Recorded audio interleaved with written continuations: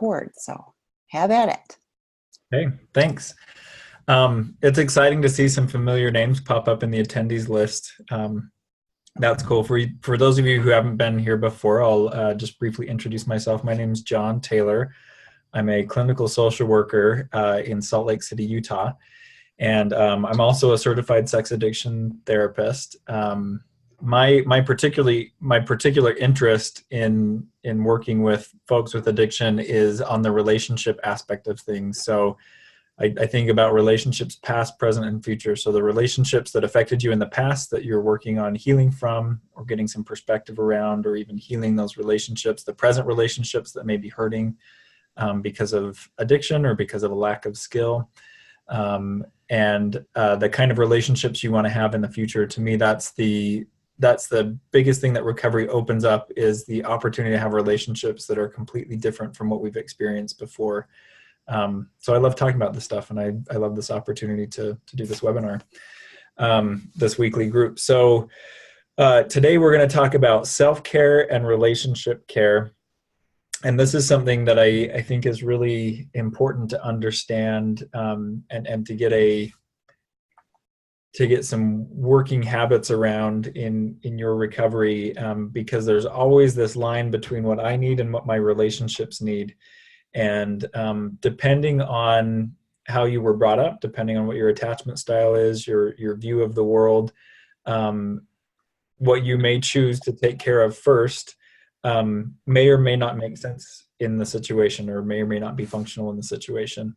So I'm hoping as we talk today and as we answer questions, you may be able to get a little more insight into how to best care for yourself and how to best care for your relationship. First of all, I would start by defining what self or relationship care is. And really simply put, self-care or relationship care is anything that we do to put energy back into our system or energy back into the relationship. And those can follow along some different lines. Like, I think fun is a really important part of self-care and relationship care. Tending to basic tasks, so like showering, eating, cleaning, those are all really basic forms of self-care, and we have things that correlate that with that in the relationship as well. So when we're talking about self-care, we're not necessarily talking about the list of things that we should be doing, or the list of things that everybody else does and says this is the best to do. What we're looking for is, in the moment, what puts energy back into your system or back into your relationship system. And as I was preparing for this over the last couple weeks, I thought of a bunch of different approaches to teach this, and then I heard these three brilliant questions. I've been taking a training for Smart Recovery. Smart Recovery is they call it a secular alternative to the 12 steps. It's a way of managing addictive behavior that doesn't necessarily involve working steps or higher power or things like that. It's strictly behaviorally based. And I'm learning about this, and in one of the trainings, they brought up these three questions to kind of help you gauge how you're doing in your relationship with self and others. And so we're going to discuss these. So the first question is, if I'm not for myself, who will be for me? And I think that's a really great question to kind of check in 12-step language. What do I have the power to do for myself? And what do I need to recognize that I need to surrender? So in our recovery, when we ask that question, that can give us a really good view of what we can rely on others for help with, and what we need to take on for ourselves. So if I'm in a relationship with a person who's addicted, and I am waiting on them to provide me safety, I'm saying when they get sober or when they figure this out, then I can finally be safe. If I ask that question and I look at the history, who has been concerned with my safety in that equation? Sounds like to me nobody has been concerned with my safety, right? If I ask that same question and I have a partner who's in addiction recovery, and I can see them working a program and I can see them engaging and getting sober, I may be able to say, from the standpoint of having a sober partner, I can rely on my partner to do that, or I can start to rely on my partner to do that. But as far as my emotional safety, as far as my perspective on the world, as far as my fears, nobody can help me with that. That's all about me. That's about me sorting things out. I think that's a really good question too, to kind of counteract this, or at times when we're especially in a very scared place, a really fear-based place, we can put all of our energy into our relationships and we can neglect ourselves. Because again, if we're looking at this relationship is so important to me, it's so critical to me, I can't have it fail, I can't have it be there for me, of course we're going to put a lot of support in there. And we may even support the relationship at a cost of supporting ourselves. So I like this question as a way to kind of check, am I putting the support in the right place? Am I leaving myself high and dry by committing all of my energy here or all of my focus here or there? So I'm going to put this first question in the chat so you have it in front of me. If I am not for myself, who will be for me? The next question, I think, really starts to look at our responsibility in a relationship. And that question is, if I am only for myself, who am I? And depending on the specific situation that you're asking this question in the context of, or maybe even the day for you, the answer to that may be, I'm really smart being for myself here. On other days or other times, the answer to that question may feel like I'm really selfish being for myself here. I think that there's a variety of answers to that question that are appropriate for a variety of situations that we're in. And the things that I would look for is, if your answer to that question never changes, if I'm only for myself, I'm always selfish, or if I'm only for myself in this situation, I'm always short-sighted, you might want to look at some of the difficulty you might have showing up for yourself. If that question is, I'm always smart, I'm always on point, I'm always doing the wisest thing, you might want to look at how uncomfortable it is for you to be in a give and take relationship. So I think there are times, especially in recovery, where on our list of priorities, our relationship needs to go a little lower than ourselves. Like if the price of admission, quote unquote, price of admission in your relationship is we have intense arguments and we throw emotions back and forth at each other, my guess is that's not going to work out well for you or the relationship long term. So if that's the price of admission in the relationship, you might need to prioritize yourself and your own sanity above that relationship. And you might need to look at some boundaries that provide some safety and some consistency for you, that may be boundaries that the relationship doesn't tolerate anymore, very well, because maybe that relationship isn't so much about boundaries. Maybe that relationship is about intensely needing each other, or intensity feeding off of each other.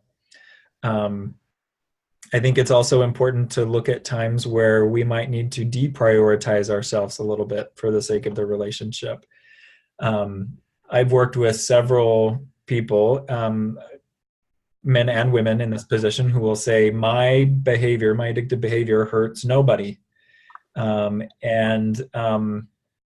we look at the behavior, strictly speaking, like, yeah, nobody's been hit by a car because of that. Nobody's been out on the street. Nobody's been physically hurt by that, but there can be deep betrayal to the relationship.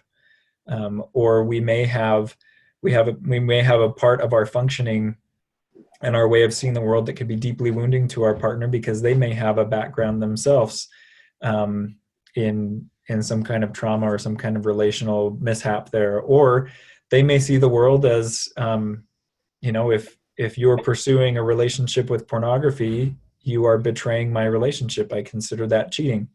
And so there are times, in order to keep the relationship healthy, because relationships are about negotiation and they're about a give and take, we might need to deprioritize ourselves and our perspective to make room for somebody else. And I think that's one of the things that we sign up for in a relationship, but that's not all we sign up for in a relationship. So that first question is a really important balance. So I'm going to put in the second question here. If I am only for myself, who am I? And the last question to consider as we look at self-care and relationship care has to do with timing. If not now, when? How many times in your recovery have you said, I can focus on this part of my relationship when? Or have you been told by your support group or by your therapist, you'll be able to focus on your relationship only when you achieve X amount of sobriety, or only when you get to this point in your recovery? Or how many times in your recovery in your life have you said, I will focus on myself when all the fires are put out and everybody's calm? I think there comes a critical piece of self-care and relationship care, which has to do with what am I putting off? Because there's a lot that I think scares people about taking care of themselves. It can be hard. You may have to confront messages around, well, that's selfish or that's wrong, to really dive into taking care of yourself. And that can be one of the things that delays you doing appropriate self-care. You may also have a lot of anxiety around diving into your relationship and having some of those hard conversations. And so we may put that off. I'm not ready. I'm not ready. Or my partner's not ready. My partner's not ready. So I like that third question. If not now, when? Because it really gets us looking at what's the appropriate timing for this. And am I stalling in some way? Am I holding back because I'm scared? Am I holding back because I don't know what to do? I think it can be a very powerful turning point in both a relationship with ourselves and a relationship with another person to just admit, I really don't know what I'm doing here. I don't know what the right move is. I'm going to have to try something out. And we take a risk both with ourselves and in our relationships in doing that. But I think both the steps and any other form of recovery that I've come across has put an emphasis on it's important to take action. It's important to be doing. We can learn and we can study and we can evaluate for years and years on end, but it's really in the doing that changes our behavior, that changes our relationship with ourselves and others. So those are the three questions. If you want to discuss that a little bit further, anything having to do with self-care and relationship care we can discuss, or any other general questions that are out there.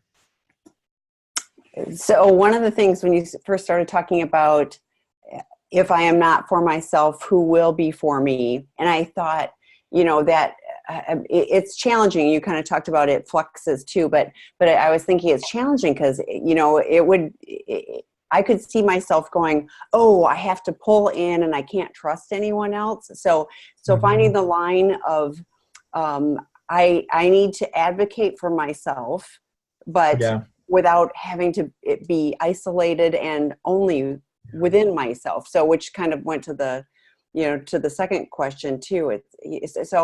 But I was just thinking it's complicated because it isn't like, do A, B, C, and then everything will fall into place. It will fluctuate. And because it's boundaries and it's not like a fence where it's a clear boundary, I could see that, I will make mistakes with it and I will be, too far in or too far out or whatever, but interesting. Well, and that is, I think that's really key here is know that when you dive into self-care and relationship care, you will make mistakes, but mistakes are just part of a learning process.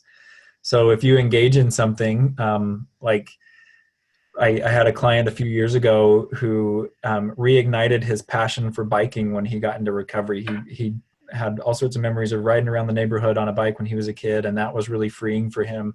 So he bought himself a road bike and he was gone 4 hours a night riding his bike. That wasn't great for his relationship. He felt really happy. And when he started to get the feedback from his relationship and even look at himself like this feels really out of balance for me, he would say, well, that was a mistake to ride 4 hours a night. But he learned from it and he adapted.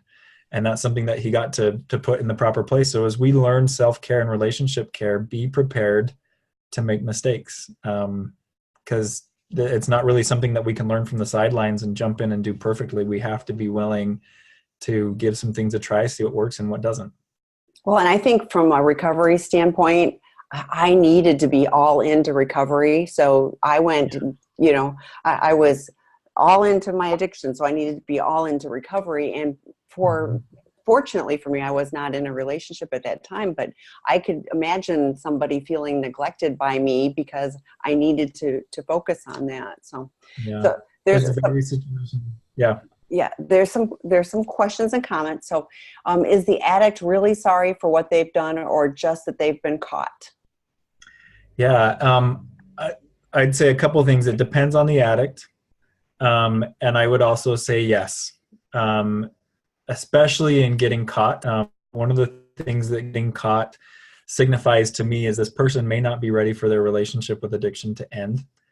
And that can be a hard thing for them. This is a way that this person has managed their life, and may have felt like this is the only way to manage their life. So when they're caught and they're faced with that discrepancy between their relationship and their behavior that maybe was building in them, but they weren't at a point where that discrepancy was so high that they were ready to make a choice, they can feel sad that they got caught. They can actually regret that they got caught more than they regret that they hurt the person.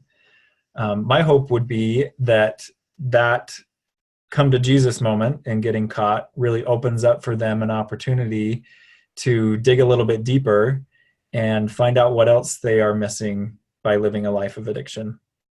I often see, especially when addicts get caught, I often see the sorrow for what they did come a little bit later, after the sorrow for everything being so messed up or everything being so bad.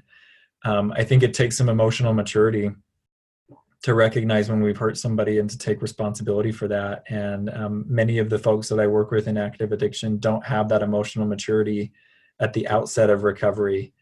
But I'm also a big believer in whatever brings us to recovery brings us to recovery. So if it's the sense of I can never get caught doing that again, and we miss the boat of I've really hurt my partner, I think that's painful for the partner, but that can also open up later on for this person to really get focused on their relationships. But it's not necessarily a sign just because they're sorry they got caught and only sorry that they got caught. That's not necessarily a sign that recovery is not going to happen for them. It's really this evolving, multifaceted thing.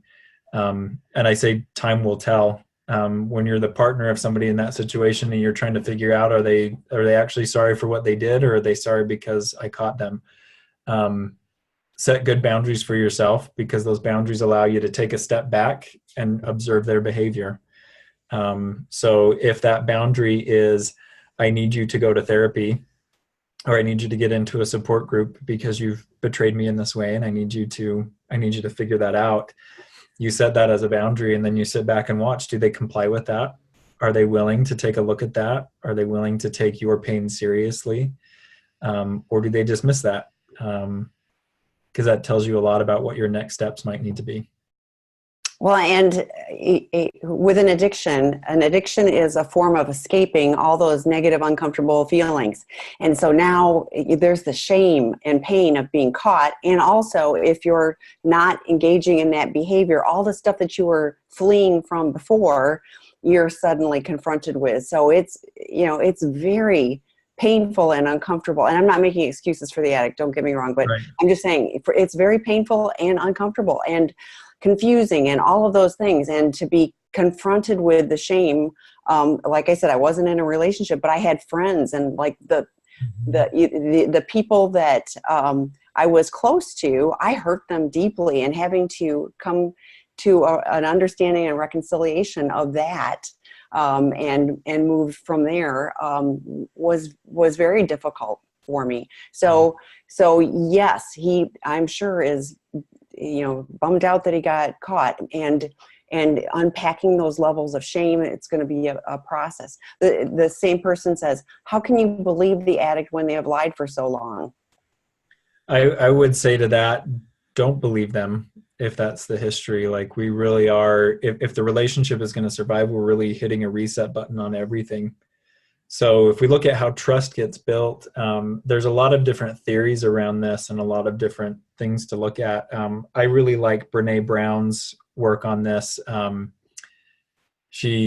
was one of Oprah's Super Soul Sundays where Brene Brown talked about braving as an acronym for building trust. And I can't remember all the pieces of it, but she talked about consistency. She talked about reliability, doing what we say we would do over and over again. She talked about keeping confidences.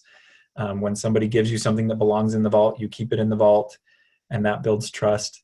I also think some other indicators that trust can be present is how well that person works collaboratively with you, not just working in parallel. And I see this in a lot of couples in recovery, is they're kind of astounded, like, we've both been working our programs, but it doesn't feel like trust is building there. That could be some parallel work that they've been doing. Like, for example, if you and your partner divide up the chores around the house, as I handle the inside and you handle the outside, you are working together on something, but you're not really crossing paths in your work to really collaborate and to see what that's like. So I wouldn't rush to, I can believe you because you're telling me that I can believe you now. Because I just learned something about you that really turned my world upside down and turned my perception of you upside down. So trust is based on behaviors that we can verify. It's based on a feeling that we have with that person. So in situations where trust has been betrayed, I would not make the assumption that it will just come back. I would allow yourself time and space to see and observe. And I would also allow yourself time and space for very frank conversations with the person who betrayed your trust and outlining what it is that would rebuild that trust. And that's different for every spouse that's been betrayed. You know, some may say, I need access to your phone, like knowing that you're not going to be keeping secrets on there. That's going to go a long way to rebuild trust. Some may say, I want nothing to do with your phone. I don't want to get involved in that world, but I do want to know that you're working with somebody and that you're accountable. And so I would say starting with a list of things that would be essential for stopping the erosion of trust in the relationship is a good place to start. And then looking at the things that proactively build that. So if somebody continues to lie to you over small things, that's not going to build trust. And, you know, this may sound crazy, but for a lot of the couples I work with, that's had to be explicitly spelled out. Don't lie to me about why you're 5 minutes late coming home from work. If it's because you were talking to your buddy in the parking lot, tell me you were talking to your buddy in the parking lot instead of making up some story about some traffic accident that I can easily verify that that's false. So yeah, you've really got to look at those individual factors that would build trust for you, and that's what you look for. And then you do a really good job at, again, setting your boundary and stepping back into your own healing and to your own work. Because it may be a while before you're able to feel safe with the person who betrayed you again. So when you're working with a couple and it's a specific thing, like what would you guide them? How would you help a partner determine what would be an important and reasonable boundary to set? Yeah, so when we look at boundaries to set to kind of develop trust, first of all, we have to look at, is it actually a boundary, or is it marching orders? Is it an ultimatum? Because there's a really big difference there. The paradoxical thing about giving marching orders or setting an ultimatum is that it's actually hard to trust the person's behavior after that. If we know that, you know, we told them you'll never see your kids again if you don't do this, or this relationship is over if you don't do this. Let's say that they do that. We are going to have a really hard time gauging whether they or not they did that because they wanted to or because they're afraid of us. So we really want to look at boundaries that are self-enforceable. So it may be, my boundary may be, I can't be the only person you go to when you're struggling with addiction. And so I can enforce that boundary by, when you start talking to me about your addiction, I can say, I can't hear this. I'm not doing this. I've set a boundary with you. You need to talk to a sponsor, or you need to talk to your therapist, or you need to reach out to a support person. And then we remove ourselves from the situation. That's a boundary that we can enforce. That's a boundary that we're not relying on somebody else to keep for us. So I'd say that's the first factor in an effective boundary, or a boundary that's going to work, is you're not relying on somebody else to enforce that boundary for you or to keep it for you. It's your boundary. I think the other thing that we look at is that boundary is actually doable. I have a couple that I'm working with right now who, he has a neurological condition, and one of her big questions is he actually capable of the kind of work that we need to do in our relationship? Is his frontal lobe functional enough? Several years ago, he'd had a neuropsychological evaluation, and they said there's lesions in his frontal lobe. And so one of her boundaries right now is, I need you to get an updated neuropsychological evaluation And we need to determine if it's actually realistic for me to expect you to be able to empathize with me, for you to keep boundaries. Because if your brain is injured to a point where it's not capable of doing that, I need to know that. Yeah. No, that makes sense. So, and I was thinking, I know we've kind of gone into boundaries, but boundaries on both sides of it, Mhm. I think boundaries need to be clear, and doable, Mhm. articulated, and on both sides of it. So if we were in a relationship and one of us is crossing over that the other person can lovingly say, here's the boundary that we've mutually agreed upon, da da da da da. So and go talk to your spouse or something like that. So, right? Yeah. Okay. Yeah. Yeah. And I would also say one of my favorite parts of boundaries is, the magical thing about boundaries is nobody has to agree to that. Like, nobody has to, that's not negotiable. It's your boundary. So we may set a boundary with a partner who has some out of control behavior, who has hurt us. Like, if you relapse, I need you to, like, we're not going to be sleeping in the same bed. Our partner may hate that, but if that's what we need for our safety, we can make that happen. We can go stay with a friend. We can ask them to sleep on the couch. There's a lot of ways that that can look. So the boundaries are not something that we've negotiated together in the relationship. It's what I've determined reinstates my safety and reinstates my stability.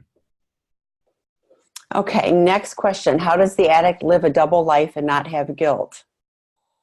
Um, so again, there's some caveats there. If there's actually not guilt, we may not just be looking at addiction. We may be looking at something a little more serious, like this person. If they actually have no guilt, they may not display a lot of pro-social behavior. They may not be concerned about other people in relationships.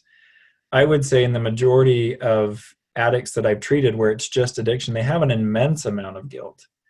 And they have an immense amount of guilt that is related to the double life. What they have a hard time doing is squaring discrepancies in their beliefs and their actions, squaring discrepancies in what they've done to pursue their own pleasure at the cost of their partner. So it may be really difficult for them to express that guilt. It may be really difficult for them to live in that guilt, but that's again part of what the double life is for. They have a separate set of operating rules in each life. And what we look for in addiction recovery is, can they bring those sets of operating rules together, and can they see the discrepancies, and can they determine one set of operating rules that are going to set the course for them in all of their relationships and all of their life. Folks that can't do that, I would say that that's not necessarily due to addiction. That may be due to something that's a little more deeply ingrained. Again, they may not be someone who cares about other people in relationships. They may not be someone who can do empathy very well. And that's really a separate issue from addiction. But I would say that's one of the key indicators that there's addiction going on, is that there is guilt and remorse for behavior that we have not found a way to stop yet. Well, and I think the double life, it's very compartmentalized. I've done a lot of reading and research and things on addiction too, and addiction is very compartmentalized. And I can be this person while I'm doing this, but I also notice that a lot of times that's part of the escalation, because if I'm planning my acting out, I'm acting out or fantasizing about the acting out, I'm not living in my reality. And so that's all taking me away and keeping me away from having to experience that guilt and shame. So, but yeah, some people, do not feel guilt, but most of the addicts if it's an addict, most of the addicts that I have struggle because they have so much guilt and shame. And so the addiction keeps them from having to deal with that. So this next one, my husband's narcissistic behavior around his porn addiction led me to give him the "it's me or the porn" ultimatum. He quit over a year ago, but it's very resentful. He says he doesn't want to live in a PG world. He's in denial about his addiction, along with the destruction of my self-esteem due to his narcissistic behavior. I've started self-care, but he has no interest in repairing the marriage. Basically, if I'm not outwardly mad, everything is fine in his view. That's a great question, particularly along the lines of this self-care and relationship care. One of the ways that I read into that question is there's a price of admission for this relationship. And it may be the anger, and it may be the harping on the issue to make it important enough to him. And I think that's where, again, boundaries are not something that's going to guarantee somebody's, they're not going to guarantee a certain outcome, or they're not going to guarantee that somebody changes. What boundaries do is provide a safe place for us to pull back to evaluate what's happening, or to evaluate what's coming next. And I think that's part of the evaluation. Sometimes we set that boundary and we pull back and we see that our partner may be more than happy to just pretend everything's fine. And we have to ask ourselves, what does that mean to me? If I'm with a partner who feels like everything's fine unless I'm angry, who's going to be there for me? That's kind of back to that first question. If I'm not for myself, who will be for me? I think it's also important to look at in there, is that a price that I'm willing to pay? If it takes my anger to draw my partner's attention to something that's not working for me, am I okay paying that price? And I think this is the harder place beyond setting boundaries, is evaluating the data that comes back from those boundaries. And there may be, as you evaluate that data, there may be some ways forward that you can see, like maybe I need to try this, or maybe we need to get into couples therapy so that, we can address some of this stuff. If you can see some ways forward that you feel grounded about and you feel okay about, go for it. If you don't, I think that's really important to evaluate why you don't see those ways forward and what that might mean for you. I would say 100% of the couples that I work with come across this conversation at some point in recovery, or this recognition at some point in recovery that they have to evaluate, were we a good fit in the first place? Did our worldviews align enough? Is our ability to attend to each other and care for each other, does it meet enough of our needs together? And sometimes the answer in a solid recovery for both people is, no, we weren't a good fit to begin with. And we have to decide what to do about that.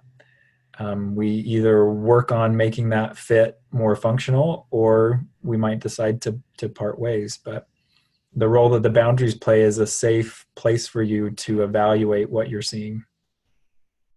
Yeah, I think if not now, when, if this has been going on for a year and it's the same every day, then, I think I think all those questions are important, but true, if not now, when. So yeah. Okay, next question. Why do you have to wait 90 days for disclosure?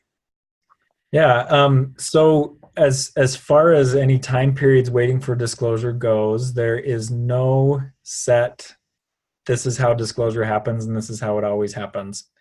So you might want to check where that information is coming from. If it's coming from the therapist, I would ask them, why do you think 90 days, we need to wait 90 days for disclosure to happen? And they may have a good reason. That may be born out of their experience. It may be born out of something that they're seeing in the relationship, or it may just be, I don't know, that's how I do it. And if that doesn't make sense to you and that doesn't feel safe for you, you might want to re-examine disclosure in that scenario. For me, as I'm helping couples prepare for disclosure, for me, it's less about the amount of time that passes and it's more about the benchmarks that we're at. So one of my big goals in disclosure is that we get the complete truth out and that we don't have to repeat the disclosure process. So there's often times when I have an addict come into my office and spouse has just discovered or they've just disclosed. We may do what I would consider more of an emergency disclosure, which would be the spouse may say, I need to know if there's anything related to children or anything illegal or anything that would have ramifications for my health. and our family. And so we may do what we term more of as an emergency disclosure, which is we get that information right out on the table. But as far as a full therapeutic disclosure, I like to make sure that the person who will be disclosing is fundamentally capable of being honest. And sometimes that takes a little bit of work. Sometimes we may have to work through some of the shame and some of the self-preservation to get to that point where they can be honest for their partner.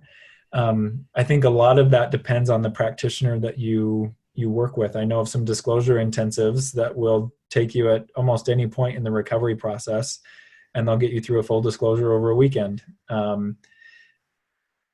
That's not how I work with disclosure. I know that's not how every therapist works with disclosure.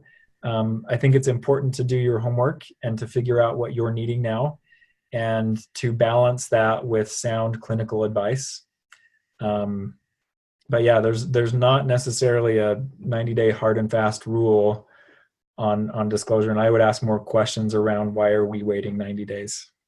Well, and my first thought was, if this is brand new recovery, you want to make sure that the recovery is sticking. It isn't, so there's usually a 90-day abstinence period. And, if both of your therapists are working to support you and, you want it to be a good, let's say a well-done disclosure can be very healing for both parties. But a poorly done one, or one done too fast, or like Jon was saying, where, like the behavior isn't, you haven't figured everything out, he's not completely honest, and then, a short time later, oh, I forgot to mention this, and it's a whole nother bombshell on you. You just don't want that. But I love the idea of ask the therapist, why are you recommending that? And make sure that your support therapist is preparing you for it just as much as his therapist is preparing him too.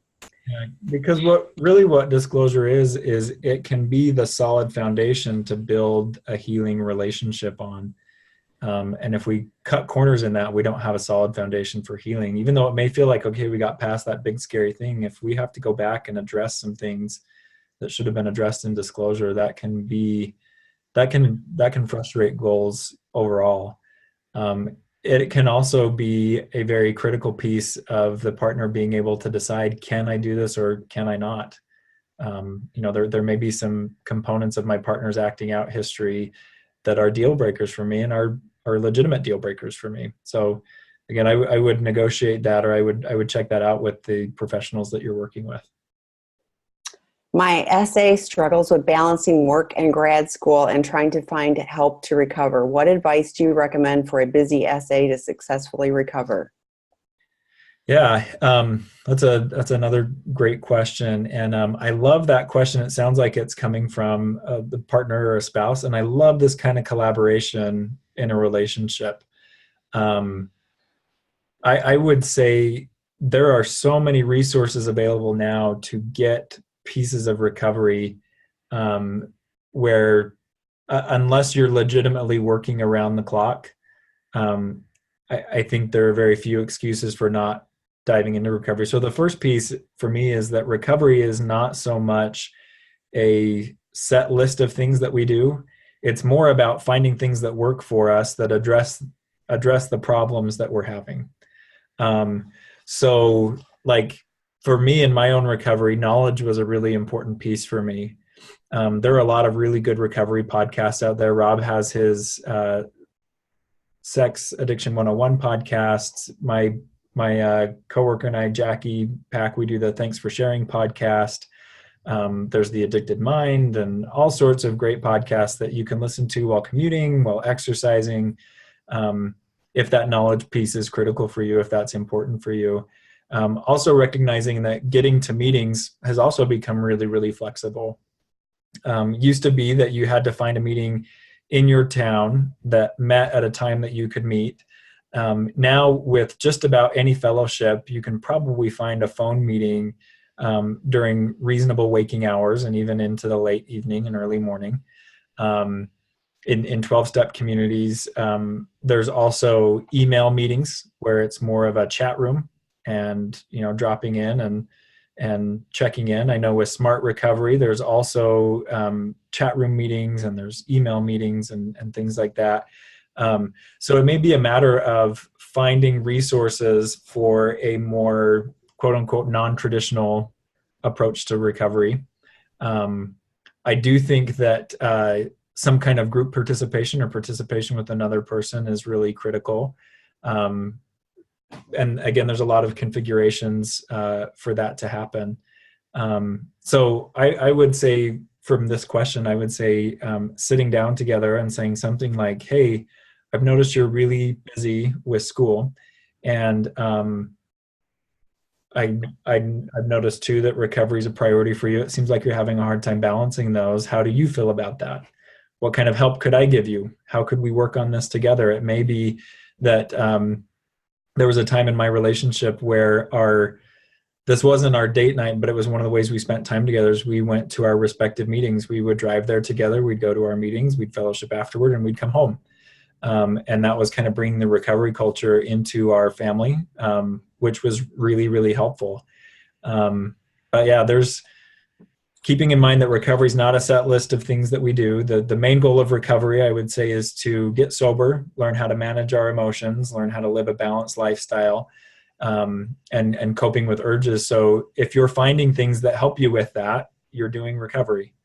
And we may not need large swaths of time to do that. It may be more about the intentionality of checking in on those things on a regular basis. However, if you can give it 15 minutes a day and you're giving it 15 minutes a day and you're not getting the results you want, it's time to reevaluate the time that you're spending, or reevaluate what you're doing for recovery.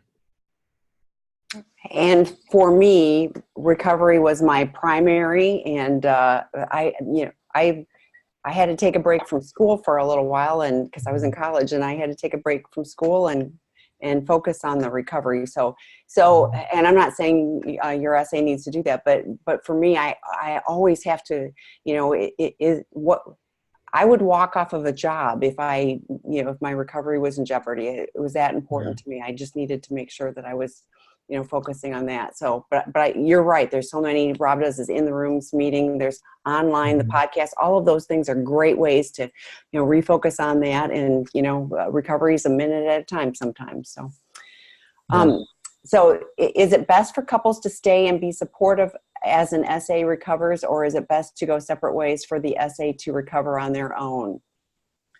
It depends on the couple, and it depends on the SA, and it depends on the partner.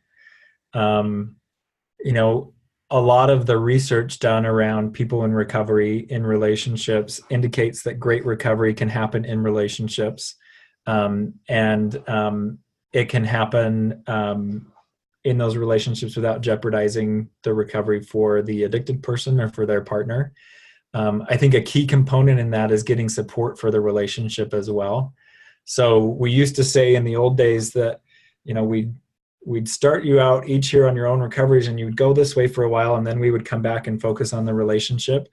I would say for some couples that might be necessary. By and large, I don't think that's a very good broad brush to paint with. So I think really getting into what would be your concerns about staying with the relationship through recovery. If your partner's having a hard time establishing sobriety, and having a hard time not betraying your trust, you might want to look at going your own way for a little while, because that could be a lot of pain. If they can't get that focus and that sobriety in place to stop betraying. So I think it's really looking at your specific relationship and what might be saying I need to go and what might be saying I want to stay. And then working that out with supportive people that you trust. That might be a good thing to take to a meeting. That might be a good thing to take to your therapist. That might be a good thing to do some writing about, some journaling about.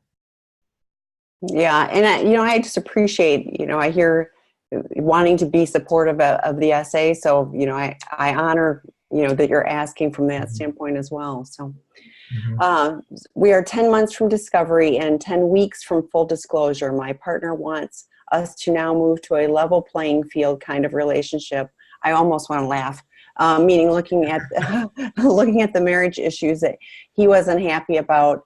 I am still feeling the nuclear fallout of his 7-year addiction, of which I knew nothing and feel need to work on moving the addiction out of secrecy and into a place where we can speak about it in daily life without causing more damage between us. I'm willing to work on the marriage, but our lives are still in free fall. Is it an either or proposition, or can you do both together? I feel my pain needs to be addressed first, then we move back to what went wrong between us. The addiction is not about me, good job, that it is all about his impaired thinking and bad decisions. Advice on when is proper time to repair the us portion. I wish there were clear stages on that. And I do appreciate the recognition here that addiction is one issue in the relationship, and then there's relationship issues. And oftentimes those don't overlap. I would say, however, when you are the partner who's been betrayed, you are the one that kind of gets to decide when that shift starts to happen. And you, in this question, this person has really identified some of the things that may be telling them it's not time. Like, I'm wondering if this person feels confidence in their partner's ability to say, this was about my bad decisions and this was about my impaired thinking, and they can take responsibility for the addiction. I think it's really scary for a partner to move into a discussion about our relationship when we feel like, or we can assume that our addicted spouse is going to say, I wouldn't have acted out if you hadn't. Because I think that goes and destroys all of the work you've been doing over 10 months. Because addiction really is about personal responsibility, and you want to make sure that that's firmly in place. I do think that it can be a both and, but we really have to be cautious around the relationship side of it. So I think diving into the past and saying, here's the things historically that have caused problems for me. That's usually not where I go with couples in the beginning. When it's time to focus on the us part, we may look very currently. How are we interacting together? Are we matching up on how we get to know each other and feeling known by our partner? There are some present non-addiction and non-past related issues that we can work on in a relationship that can start to build confidence. I think about a couple that I've been working with for several years, who has only just now crossed the threshold in being able to work on the us part of the relationship.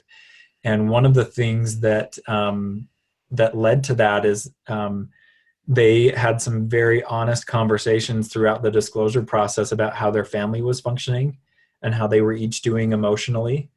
And they got to witness each other holding space for one another. They got to witness each other demonstrating empathy and investment and concern in their partner. And then that got the non-addicted spouse able to say, I think I'd like to know a little bit about your experience in the relationship, because you've kept saying that this is an issue for you. But I have some confidence in you now that you can hold that without losing your accountability. And they were able to make that transition, and it still goes back and forth. It's not this clean transition. There's sometimes we're talking about relationship issues and sometimes we're talking about addiction issues, but neither party are super rigid about that. They've kind of developed this trust and commitment in the relationship where they can feel like we can go where this needs to go, and we're doing this for the good of the relationship. But if there's not that feeling of trust, I think 10 months from discovery and 10 weeks from full disclosure may be a little premature. That will be one time I'll just look at the time alone and say, that'd be pretty fast to move to relationship issues. One of the ways that I see disclosure and addiction recovery working is as the addicted partner does their disclosure and does their personal work, what they're providing is a safe enough foundation for their partner to really then do their work in response to the addiction. It's hard to heal from a partner's betrayal when we feel like that betrayal could be coming at any moment. So once that stability is formed, a lot of the betrayed partners I work with need a lot more time to start actually working through the betrayal and feeling their feelings and things like that. And for the addicted spouse, it can feel like this, I'm just kind of waiting until it's time to turn the focus back to us or back to me. And in some respects, that's true. We don't always go through recovery in lockstep with stages with each other, but the important thing is that we can discuss with each other where the disconnect is. I'd really like to be having these kind of conversations. I would like to have that too in the future. Here's what I need first. It really is a negotiation. And I hope that you're working with a marriage therapist on this.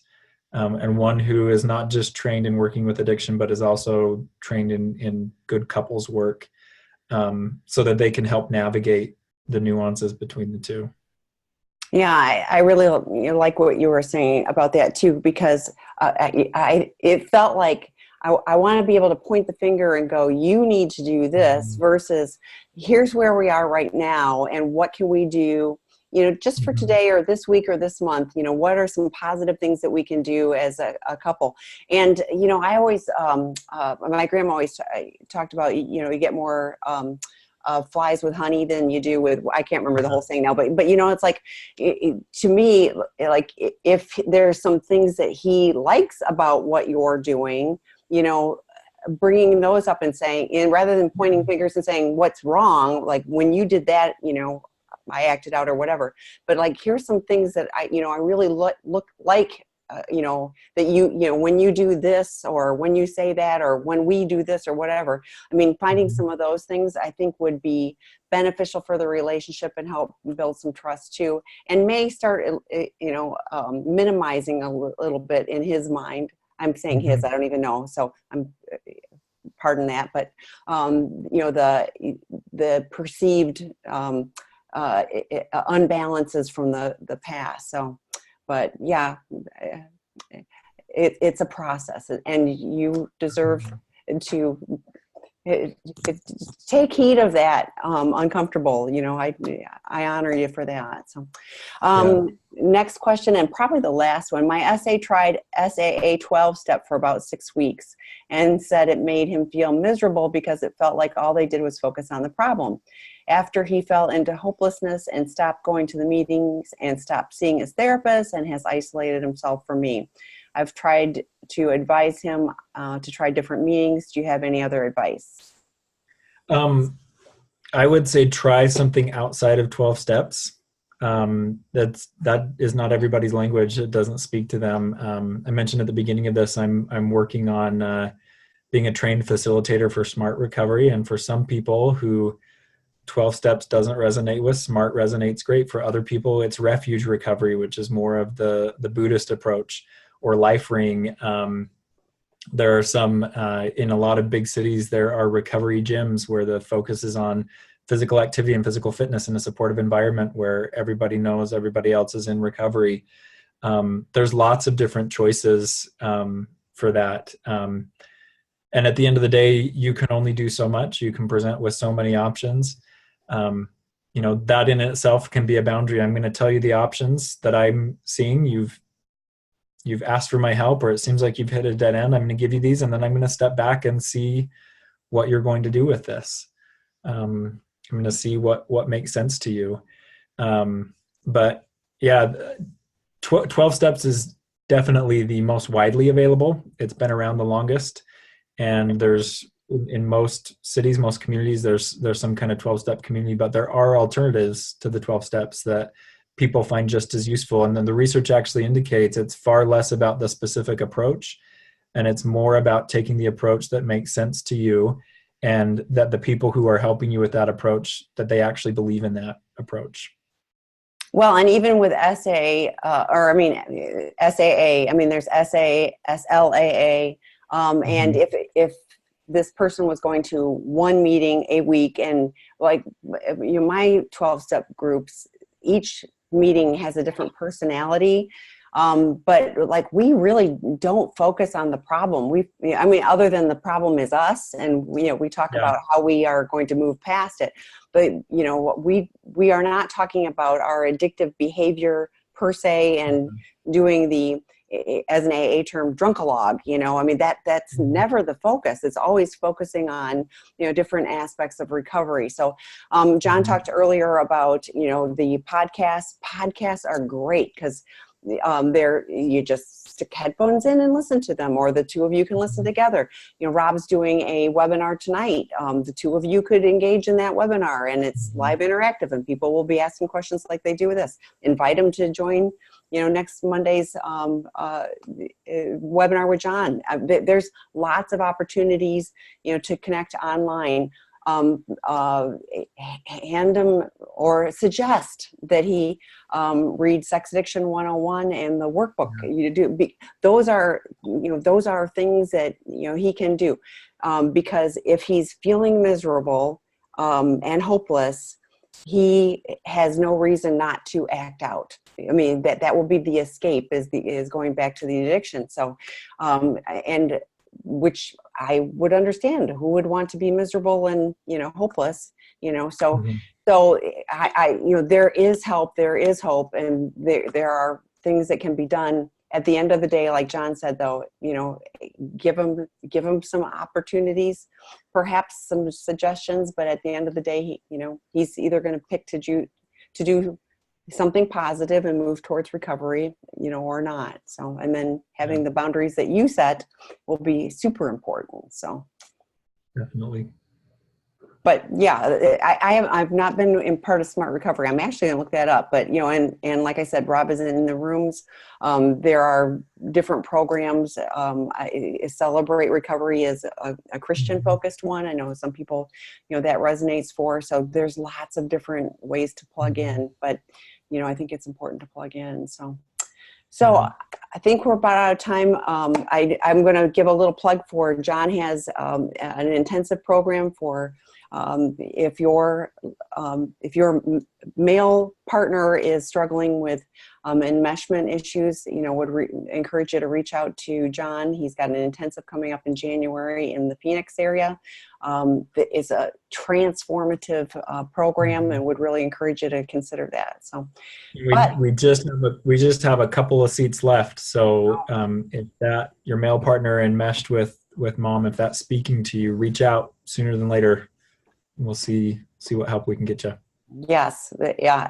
Great program. I know people who have come through the other side of it, and including I have heard from the wives of people that have gone through it, and it's been incredibly impactful for their relationship. So consider that as an option. So we appreciate you joining us today. We will see you next week, Monday, same time. I'll be in a different place, so I'll be back in my own office. So, all right. Thanks, Jon. Thank you all. Thank you.